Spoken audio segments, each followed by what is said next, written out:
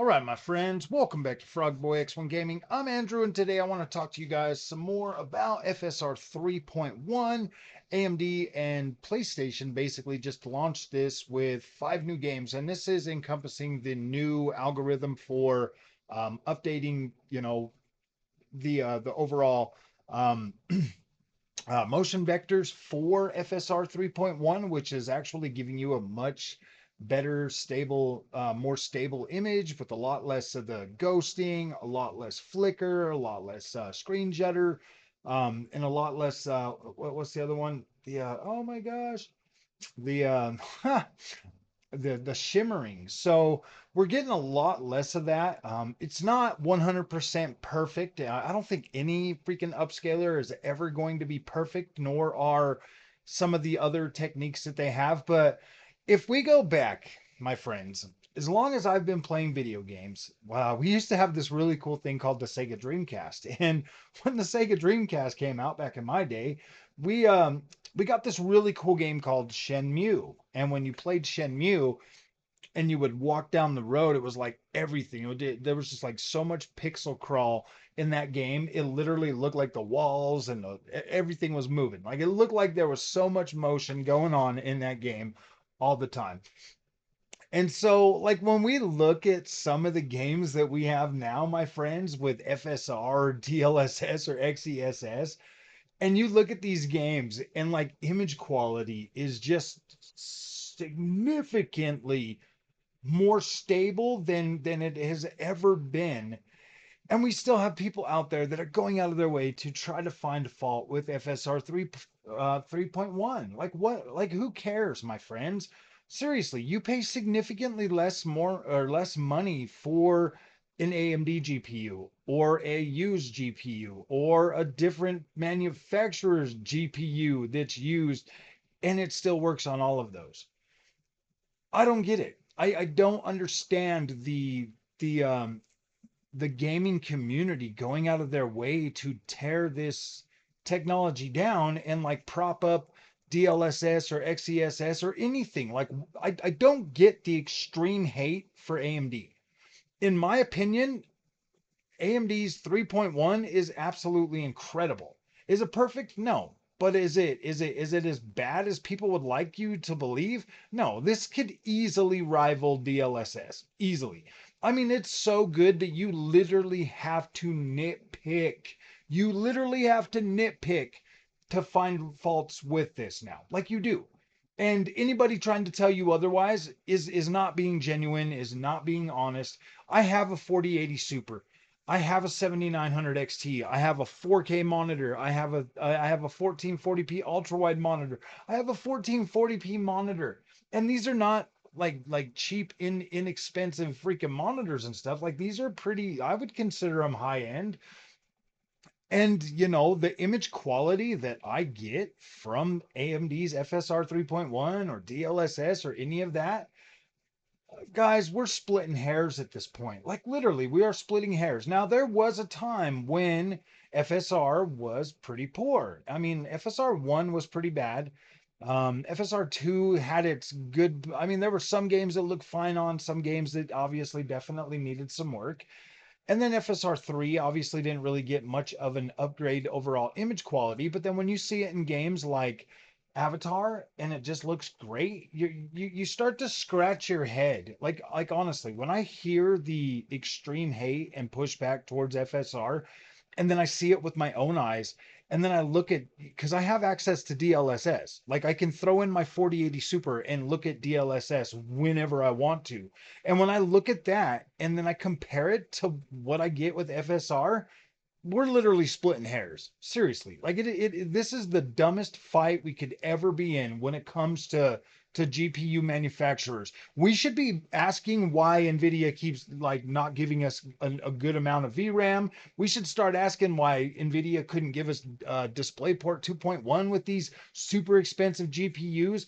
Like there's a lot more things that we could ask NVIDIA why we don't have an AMD freaking adrenaline software competitor that's actually as good as that. Like there's a lot of other things that we could be asking questions that we could be asking to make things better for gamers everywhere, as opposed to just trying to tear down AMD because we are.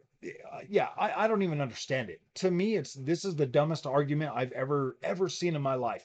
I thought, the PlayStation and Xbox fanboys were bad. This is pretty bad. Like, this is pretty bad. I'm not even joking, guys. AMD's FSR is not terrible. When you're playing on 4K and you're in quality, or I've played around with this in ultra performance and it doesn't look terrible. It's manageable. It's playable. You can do it. You can do it. Trust me and trust and believe that I personally do not see a value in spending more money for an NVIDIA GPU to get DLSS. Like, that is the least of my concerns when buying a GPU, is how good is the upscaler going to work? That to me is not like even factored into my decision to buy a GPU. I fell for it when I first got into PC gaming. I fell for the whole DLSS thing and blah, blah, blah.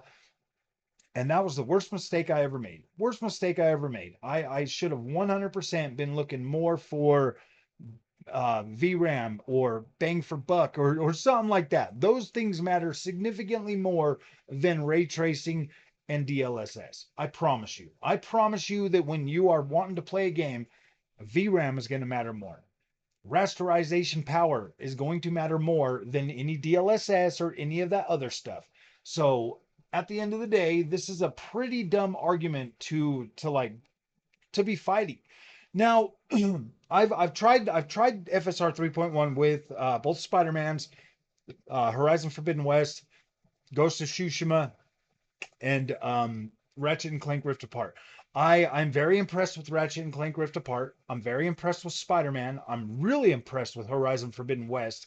Ghost of Tsushima, I'm kind of on the fence for that one. Sometimes I'm seeing things that like shouldn't be there. Sometimes it looks really, really good, but I don't think that one's like super fine tuned enough to be like, I mean, it exhibits you know, like it's just not as is not as good as I would hoped it would be. I mean, definitely if you're looking at FSR and DLSS on that game, I mean, I don't really think either one of them are super good to write home about, but I do kind of feel like it could definitely use a little bit more work on Ghost of Tsushima, but at the end of the day, it's not that bad. Spider-Man Miles Morales, my friends, I can barely tell like a major difference just because of the snow-covered map.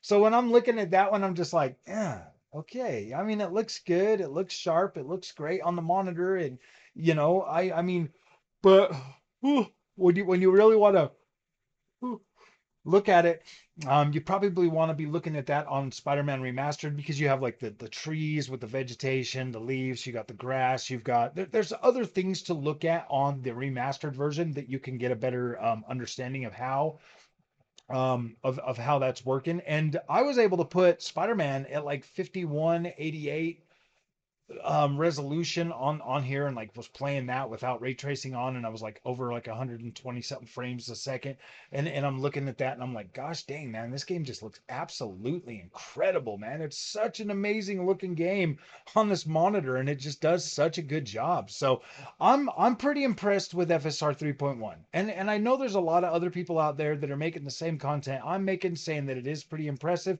because it is. I mean, there's no way to take this away from AMD. They've done a good job. They really have. Yes, this should have been done a long time ago. Obviously, we can complain about that all day.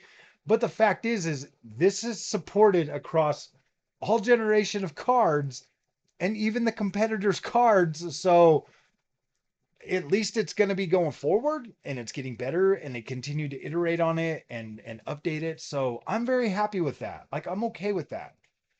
Um, in terms of, like DLSS and all of that stuff, like, yeah, this is a pretty decent competitor. I mean, especially for the price difference that you're normally going to pay for like an AMD product versus an NVIDIA product.